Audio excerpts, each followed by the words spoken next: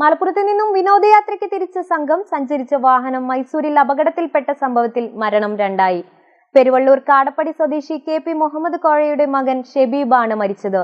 22 വയസ്സായിരുന്നു.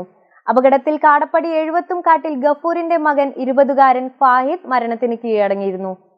Sacred Heart School, Kottakkal, a center of excellence where we teach, model and encourage a love of learning, collaboration and compassion for others.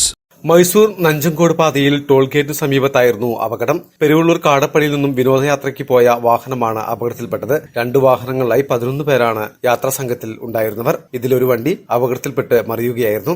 അപകടത്തിൽ 4ഓളം പേർക്കും പരിക്കേറ്റു. കാടപ്പടി എഴുവത്തുംകാട്ടിൽ ഗഫൂറിന്റെ മകൻ 20-കാരനായ ഫാഹിദ് അപകട സ്ഥലത്ത് വെച്ച് തന്നെ മരണത്തിന് കീഴടങ്ങിയിരുന്നു. ഗുരുതരമായി പരിക്കേറ്റ ഷബീബാണ് മരണപ്പെട്ട സഹയാത്രികൻ. ചികിത്സയിലിരിക്കെ പുലർച്ചെയാണ് മരണം. ഷനീഹ് നയ്യൻ, റഹീസ് അലി, അർഷാദ് എന്നിവർക്കും അപകടത്തിൽ പരിക്കേറ്റു. ഇവരെ JSS ആശുപത്രിയിൽ പ്രവേശിപ്പിച്ചിരിക്കുകയാണ്. ഇരുവരുടെയും മരണം നാടിനെ സങ്കടക്കണ്ണീരാഴ്ത്തിയിരിക്കുകയാണ്. മലബാർ ടൈംസ്, വേങ്ങര.